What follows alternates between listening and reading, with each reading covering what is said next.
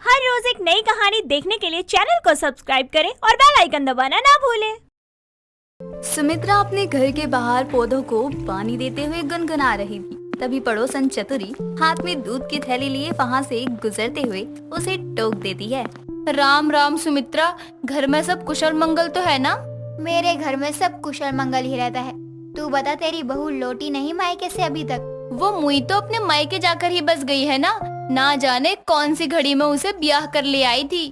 दोनों बातें कर ही रही होती हैं। उसी समय अंगड़ाई लेते हुए सुमित्रा की बहू चंचल बाहर आकर कहती है, माँ जी, आपने खाना नहीं बनाया क्या अब तक? आपका बेटा कब से चिल्ला रहा है, उन्हें ऑफिस के लिए निकलना भी है। हाय दैया, बहू के होते हुए तो खाना बनाती है सुमित्रा, ये मैं क्या सुन रही हूँ? अरे आंटी, आप भी यही हो क्या? मैंने देखा नहीं। माँ जी, अब पौधों को पानी देना छोड़कर अंदर भी आ जाओ। सुमित्रा गुस्से में उससे पहले कुछ कहती चंचल अंदर चली जाती है। तभी सुमित्रा पानी का पाइप पीछे की तरफ फेंकते हुए अंदर चली जाती है और पानी का पाइप पीछे खड़ी चतुरी पर पड़ता है और बेचारी गीली हो जाती है। सुमित्रा को गुस्से में देखकर चंचल उसका हाथ पकड़कर उसे रसोई में ले जाती है। देखो माँ जी, मुझे ताने देने से पहले अपनी रसोई का हाल देख लो। इसकी हालत देखकर ही मेरा यहाँ आने का जी नहीं करता है। मैं नहीं बनाऊंगी खाना। देख बहू, ये बार बार रसोई का बहाना मत दिया कर। तू ये क्यों नहीं कहती है कि तुझे खाना बनाने में आलस आता है? माँ जी, आलस का तो पता नहीं, इस जर्जर रसोई में जाने से मुझे मौत जरूर आती है और मैं खाना दिल से नहीं बना पाती। अरे ओ नासपीटी, खाना दिल से नहीं हाथों से बनाया जाता है। अब रसोई की जर्जर हालत को लेकर सास बहू में बहस शुरू हो जाती है और उनकी आवाज सुनकर सुमित्रा का बेटा मनीष अपना सर खुजाते हुए वहाँ आता है। आप लोगों ने घर में चिल्लम चिल्ली क्यों मचा रखी है? यहाँ मुझे भूख लगी है और नाश्ता बनाने की जगह आप दोनों यहाँ बैठ के बातें बना रही हो। मैं भी तो इन्हें यही कह रही हूँ कि माँ जी नाश्ता बना लो, पर नहीं, इन्हें तो बहस करनी है मुझसे। अरे इस घर की बहू तू है तो खाना भी तू ही बनाएगी, समझी? बहुत सुन लिए तेरे बहाने। कहा ना कि समय आने पर अच्छे से मरम्मत करवा दूंगी। इतना कहकर सुमित्रा अपने कमरे में चली जाती है और ना चाहते हुए भी चंचल को खाना बनाना ही पड़ता है। दरअसल बात ऐसी थी कि रसोई की हालत बहुत खराब थी। दीवारों का पेंट झड़ रहा था, नल में कभी पानी आता तो कभी नहीं आता।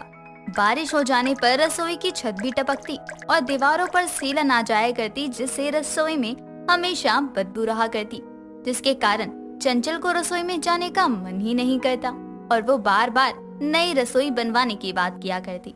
लेकिन सुमित्रा हर बार समय आने पर करवा देगी ऐसा कहकर टाल दिया करती, जिसके कारण खाना बनाने को लेकर हमेशा घर में महाभारत हुआ करती। शाम के समय सुमित्रा टीवी में पकोड़े बनते हुए देख रही थी तो उसका मन भी पकोड़े खाने का कर जाता है। बहू, अरे ओ बहू, कहाँ है तू? जरा इधर तो आ गई सासू माँ, कहो क्या कहना है? मैं कह रही थी कि बहू, बहुत दिन हो गए हैं पकोड़े नहीं खाए हैं।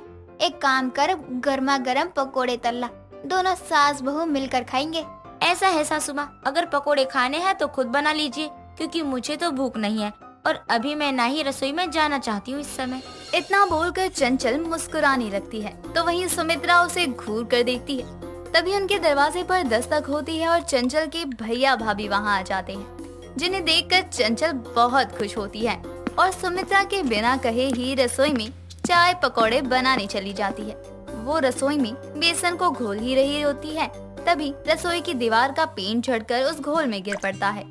चंचल को इस बात की खबर भी नहीं लगती और वो उसी के पकौड़े बनाकर सभी को खाने के लिए देती है, जिससे खाकर उसकी भाभी कहती है, आथू, ये पकोड़े कितने किरकिरे लग रहे हैं, जैसे इसमें किसी ने मिट्टी डाल दी हो। ये क्या कर रही है बेटी? ये पकोड़े तो तेरी ननद ने ही बनाए हैं। चंचल, ये तूने कैसे पकोड़े बनाए हैं? तू तो बहुत अच्छे पकोड़े बनाया करती थी, इनका स्वाद इतना अजीब क्यों है? पता नहीं भैया, लाइए मैं दोबारा बना कर लाती हूँ। नहीं नहीं, कोई जरूरत नहीं है चंचल, वैसे भी हमें निकलना है। अभी हम तो बस तुम्हारा हाल चाल पूछने आए थे। क्यों जी? हाँ बिल्कुल। अच्छा, अब हम चलते हैं। नमस्ते आंटी जी। चंचल के भैया भाभी वहाँ से चले जाते हैं। चंचल रसोई में जाती है और पकोड़ों के आसपास देखती है कि जहाँ दीवार की मिट्टी और पेंट झड़कर गिरा हुआ था। अच्छा, तो इसकी वजह से पकोड़े खराब हो गए। भैया भाभी ना जाने क्या सोच रहे होंगे मेरे बारे में। सब ना माँ जी की गलती है। अब तो जब तक नई रसोई नहीं बन जाती मैं इस रसोई की तरफ देखूंगी भी नहीं। इस घटना के बाद चंचल ठान लेती है कि वो उस रसोई में खाना नहीं बनाएगी। ये बात वो एक कागज पर लिखकर रसोई के दरवाजे पर चिपका देती है और पड़ोसन चतुरी के घर चली जाती है।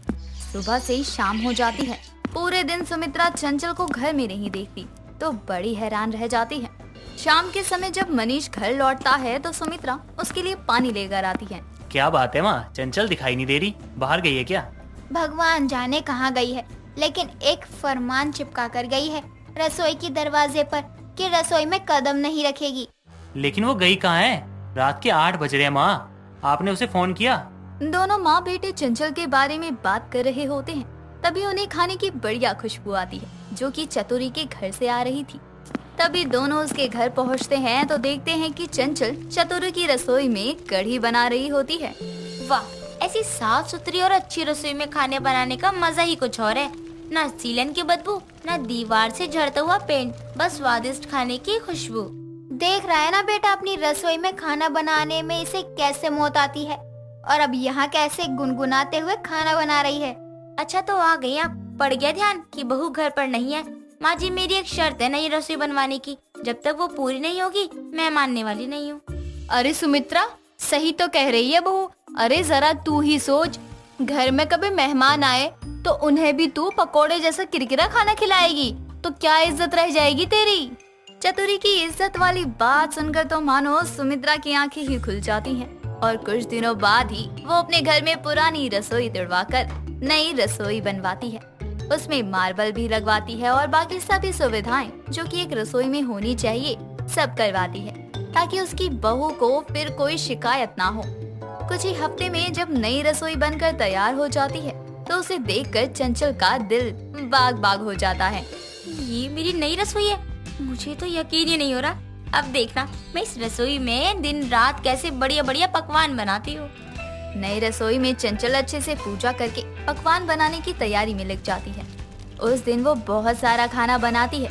कुछ ही देर में जब वो टेबल पर खाना परोसती है जिसे देखकर सुमित्रा और मनीष की आंखें फटी की फटी रह जाती हैं। इतना सारा खाना, ये हम खाने वाले हैं या पूरा मोहल्ला? पूरा मोहल्ला तो नहीं, लेकिन हाँ चतुरी आंटी जरूर आने वाली है खाने पर। चंचल ने चतुरी का नाम लिया ही होता है कि तभी चतुरी वहाँ आ जाती है और आकर सीधा खाने की टेबल पर बैठ जाती है। क्या बात है, आज तो बढ़िया दावत है सुमित्रा।